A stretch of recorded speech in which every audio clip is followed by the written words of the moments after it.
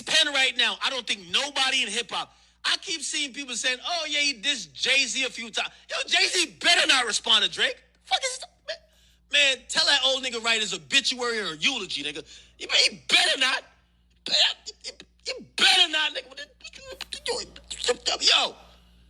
Yo, right now, Drake's pen is devious, gang. It's devious, gang. I'm telling you, it's devious. Different level. I'm telling you, what he displayed lyrically on this album, got it. When I heard this shit, I'm like, I'm back popping my shit now. I'm back. Alright, so a lot of things with this. Let's go slow. 2024, Drake has rap beef with Kendrick Lamar. Drake loses said rap beef, and Kendrick Lamar goes on one of the craziest victory laps of rap and hip-hop that we've seen thus far. Fast forward to present day, 2026, Drake is still talking about 2024 all throughout his new albums. This might be the first time that Drake has released albums in his career that has split the wide public, like the general public, in half or more, because the amount of bad reviews that Iceman has received from consumers, fans, not fans, music lovers, what have you, is unlike any that I've witnessed from Drake's albums. So to say his pen right now is devious or whatever is completely false.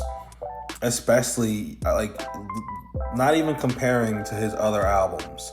Not even comparing to his classics, his great albums that he does have. If you simply compare Iceman to Drake when he was in the beef, like, if you compare any one of the songs from Iceman to Drake's Family Matters from the beef, none of those songs does he perform as well as that Family Matters song. So, like, lyrically, flow, everything, like, that was a really good diss. It just wasn't good enough to win the beef. So when you say that the way he's writing now on Iceman is devious and like next level and all, like, that's just not true. Especially, like, whether you compare it to his past albums where he's writing better, the music is better, the slaps are better, or if you compare it to the diss tracks from 2024 and the beef that he lost, Iceman pales in comparison to either Drake comparison. So yeah, we're lying. Also, on top of that, if he lost to Kendrick Lamar, why don't you think he would lose to Jay-Z when Drake and Kendrick have both looked up to Jay-Z for a majority of their career? It just doesn't really make sense, especially after just losing a rap beef, especially after just losing to Kendrick, fresh off a loss. This, I don't think this would play out, but just like hypothetically, to say that Jay-Z better chill or Jay-Z better not respond or Jay-Z this or Jay-Z that, like, after just losing, it's just like it's similar to the whole the Cavs coach that was saying analytically we're 2-3 when the whole time you're 3-0, 4-0, like you guys have not won. So that's one thing. That was very delusional. That was very inaccurate, and it's honestly embarrassing. The second part is that I know that Ak just met his idol, just got an OVO chain, whatever. So he's whatever. But it comes to a point, and I also know that when you talk highly about Drake, that does well for you're in with Drake. Like you now have an in with Drake. You want to maintain that relationship, so being a yes man works well in your favor. But it comes to a point where it's just like, how long are we gonna stay on our knees? Like, how long are we as grown men going to bow down to this another grown man in hope for acceptance. Between Maul and between Ak, and sometimes even between Joe Budden, but more so between Maul and Ak. It's just like, y'all are grown black men. I almost can understand Aiden Ross being as weird and as big of a yes man as he is, because he's a little white boy, and Drake is. I'm sure he would love to be Drake in a heartbeat. So he like there's that dynamic.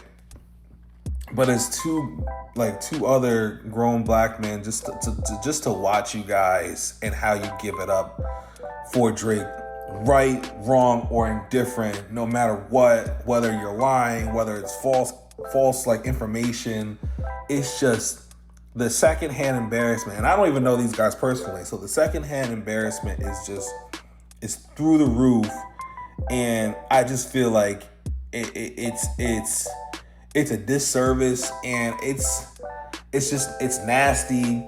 And when you're like, Ak is looked at as one of the highest, the largest, the biggest people or voices in the space, the media, the hip hop media and whatnot.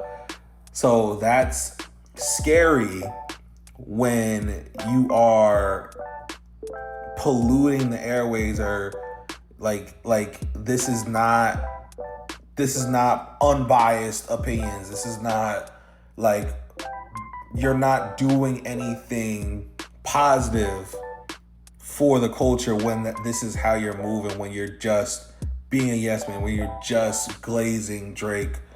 Like, that's 95% of what you do.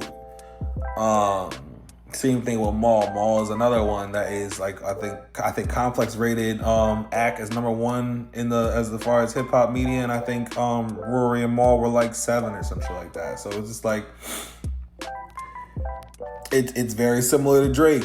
Drake the same way. Like, you are one of the biggest stars, rappers, artists in the world, and when you're doing things that are so toxic, lacking substance, like feeding into negative narratives that don't push the culture in a good way, because there are young men that look up to you. You're almost like a cancer in a way, because yes, you'll do numbers, you'll have sales, you'll do all these, like, you'll break records or whatever, but like, the songs aren't pushing the next generation to be better. Like this Janice STFU song or whatever, like, the hook is catchy, but it's not like a Tupac Keep Your Head Up, or like the GNX album, which is full of substance and whatnot. I miss, personally, as an old Drake fan, this honestly, this TikTok video got long-winded, but it's disappointing as a Drake fan, or a former Drake fan, or whatever you want to call it, to see the shift of someone who was once great and had substance, and whether it was intentional or not, like, pushed the culture and the next generation in a positive direction, whether it was expressing yourself or love. Like, it doesn't always have to be necessarily about the struggle to be substantial. But yeah, like, these recent Iceman projects were debatably Drake's worst albums or projects of his career, and no one that is big in media is saying it, and I think that's a complete disservice. But y'all let me know what y'all think in the comments.